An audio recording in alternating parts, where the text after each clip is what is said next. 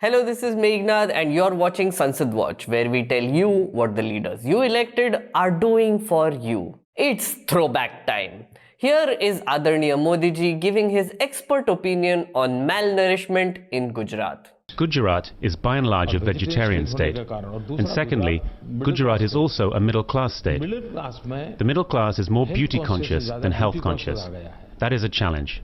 If a mother tells her daughter to have milk, they'll have a fight. She'll tell her mother, "I won't drink milk, I'll get fat." They have money for milk, but she's beauty conscious.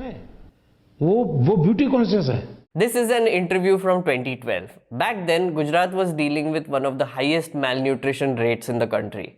Between 2005 and 2015, the percentage of children under 5 years who were malnourished and wasted went up from 18 to 26%.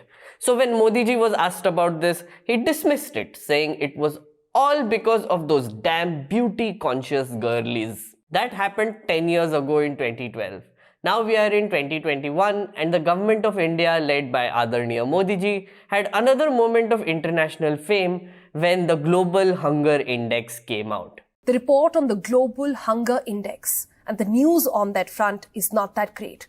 India has slipped from the 94th rank to the 101st rank out of 116 countries on that hunger index.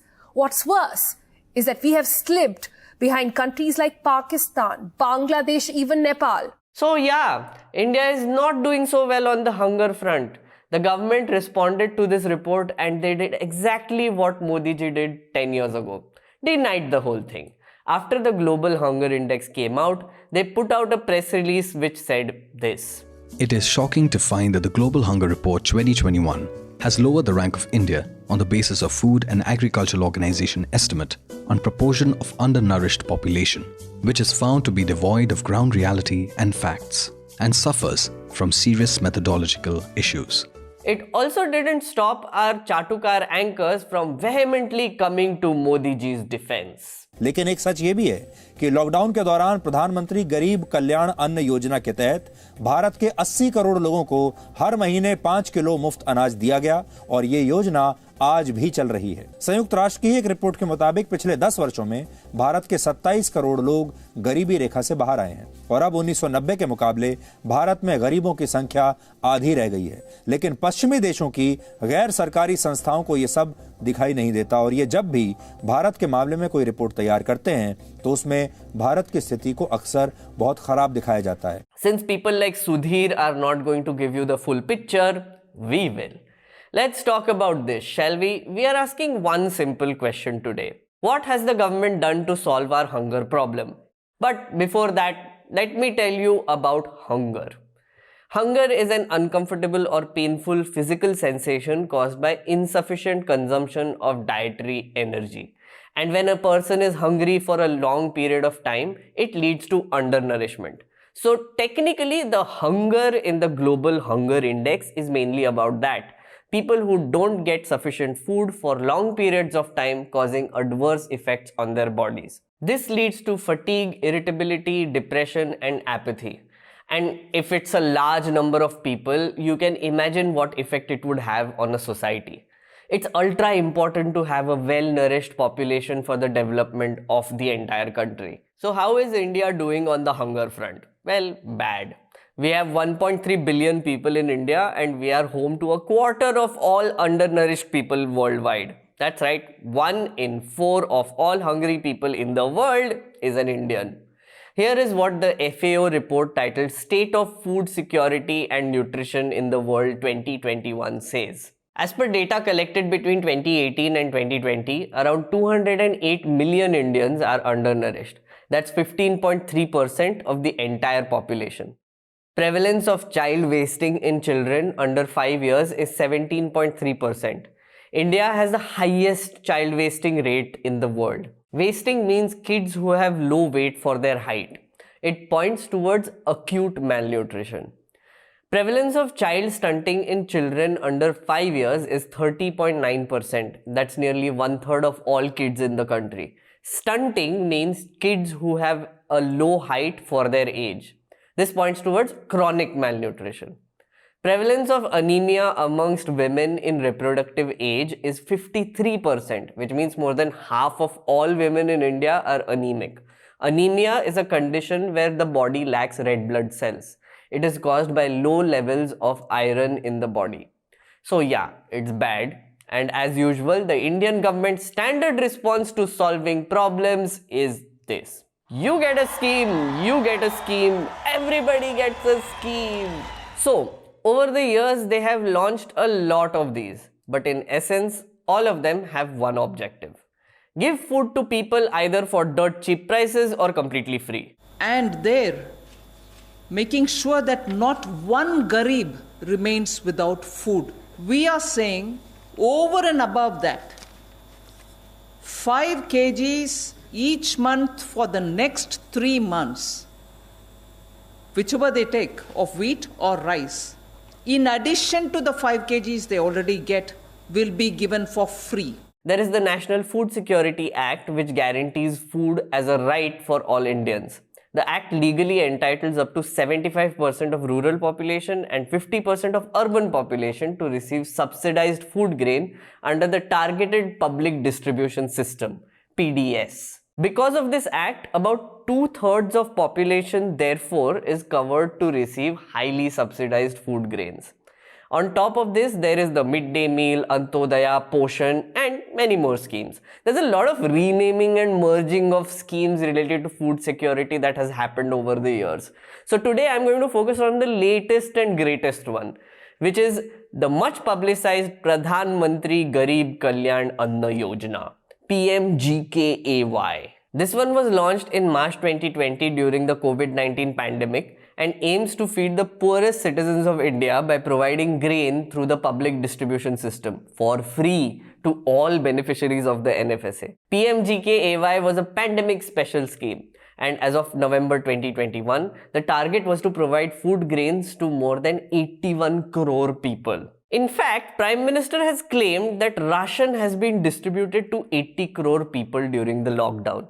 Even our president said the same thing. पिछले वर्ष जब corona के कारण lockdown लगाना पड़ा था, तो प्रधानमंत्री गरीब कल्याण अन्न योजना के तहत 8 महीने तक 80 करोड़ से अधिक देशवासियों को मुफ्त राशन की व्यवस्था हमारे देश ने की थी.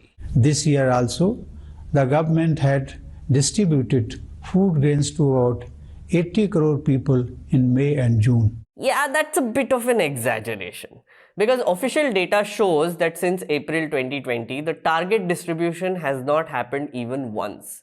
You see, if food is to be given to all the beneficiaries under this scheme, we would need 39.6 lakh metric ton food grains each month. This chart shows we were not able to reach that target. The only month we came close was in May 2020. In fact, it was found that between April and June 2020, Goa and Telangana distributed zero food.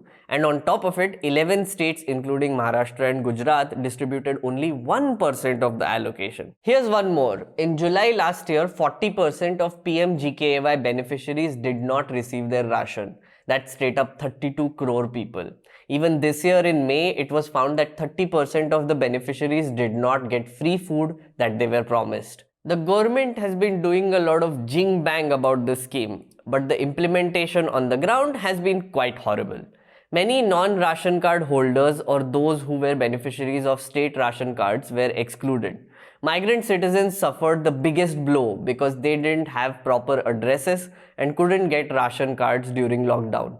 There was a rush to get new ration cards issued, but since states have a set quota, those were exhausted in the first few months itself.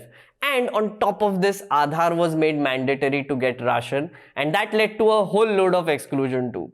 It was so bad that National Human Rights Commission directed the central government to distribute ration without asking for an Aadhaar. So yeah, what the Global Hunger Index said was not untrue. The index actually covered only the first half of the pandemic till 2020. It hasn't even covered the second wave yet.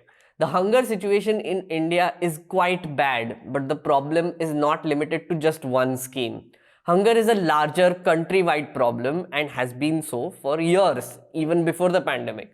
You see, mota, we seem to be producing a lot of food, but it's not reaching the people who need it the most. And that's because of these reasons. 1. Wastage.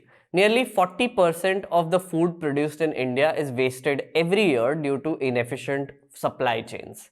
Between 2014 and 2020, more than 40,000 metric tons of grain were lying spoilt in government godowns. 2. Leakages. Our public distribution system, or PDS, which supplies affordable food grains, registered a leakage of 46% in 2011.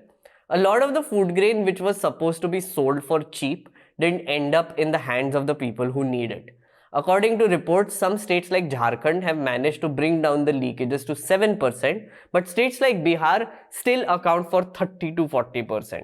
3. Lack of nutritional diversity. The government mainly focuses on providing grains like rice and wheat, which lacks micronutrients such as iron. There is also a major lack of protein in the diet, which is considered as the basic building block of the body.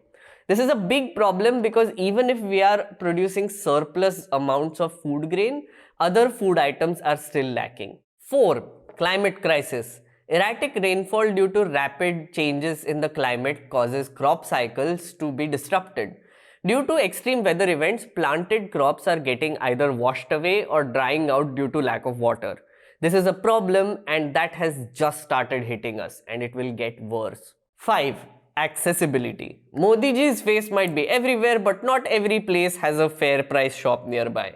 Tribal areas, mountain villages and other remote places have difficulties accessing ration. On top of it, there is the Aadhaar exclusion problem. In extreme cases, it has even led to starvation death.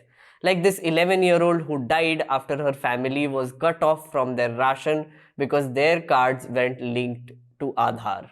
And finally, 6. The pandemic. Let's not kid ourselves. Last year has been devastating for India. Estimates say that more than 23 crore people have been pushed into poverty. A study conducted by Pari found that more than half of the households in India were eating fewer items and less number of times. So suffice to say, our hunger problem has gotten way worse. So while our government spends all its energy trying to counter reports like the Global Hunger Index, more and more people are getting desperate and are in need of proper nutrition.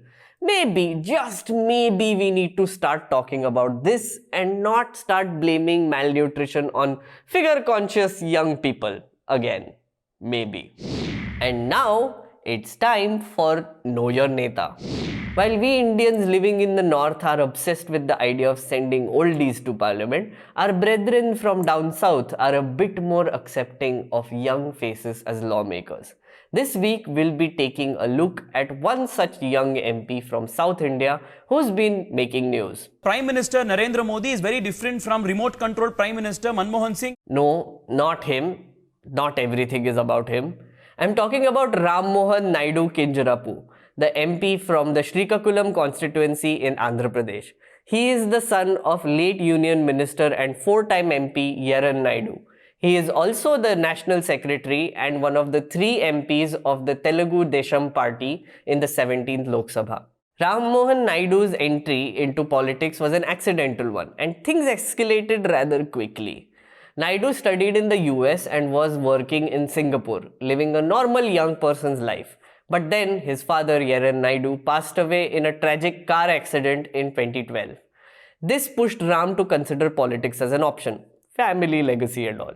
During the 2014 general elections, Naidu was fielded by the Telugu Desam party from his father's constituency, Srikakulam.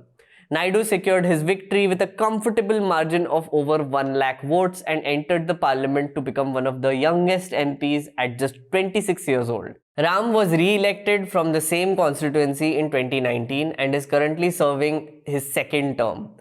He is presently also the member of the Committee of the Public Undertakings and the Committee of Agriculture. While Naidu's dramatic entry into politics may be accidental, he seems to be taking his job काफी seriously. As a parliamentarian, Naidu has been known for his fiery speeches and enthusiastic participation. His overall stats are also good. In the current Lok Sabha, Naidu has an attendance of 80%, which is just shy of the national average of 81%. Naidu has participated in 51 debates this Lok Sabha session, which is double the national average of 25.2. He's also asked the government 120 questions, again much more than the national average of 92. Apart from numbers, Naidu has received the Sansad Ratna Award in 2020 for his qualitative performance and individual efforts in the parliament. He is also the youngest MP to have ever received this award. Outside Parliament, Ram Mohan Naidu has also represented India in the 72nd United Nations General Assembly in the first Committee of Disarmament. On the politics front, he is doing his part too. As the General Secretary of the TDP, Ram Mohan Naidu is often seen bashing the incumbent YSR Congress government for their administration and police in the state. One such incident occurred on October 19th when the offices of TDP were attacked by YSR Congress workers. As a response, TDP called for a bandh on Wednesday. While addressing the press on the bandh call, our young strapping lad Ram got into a tug of war between party workers and the police and was arrested. Other than such dramatics, Ram Mohan Naidu also made news when he wrote a letter to the Lok Sabha Speaker asking for paternity leave of 9 days from the budget session this year. Speaking to NDTV, Naidu said that he had good attendance in the parliament and thought it best to put the reason for his absence on record. Okay Ram, we get it. You are that kid who actually gets a sick note in advance before falling sick only. Teachers must be very happy with you, isliye award mila na? Goddamn overachievers. If you want to contact this overachiever for any issue, work or constituency related problem, here is his address and phone number. I'll leave a link to his profile in the description too. Don't worry, this is all publicly available information. Anyway, that's all I have for you this week. Remember, if you want to make Parliament great again, you need to watch it first. The subscription model is something that keeps News Laundry afloat, but we need hundreds of thousands of people to completely transform the news ecosystem. So you pay for news, so it serves you. So click on the link with this video, subscribe to News Laundry and pay to keep news free और गर्व से कहो मेरे खर्च पर आज़ाद है खबरें.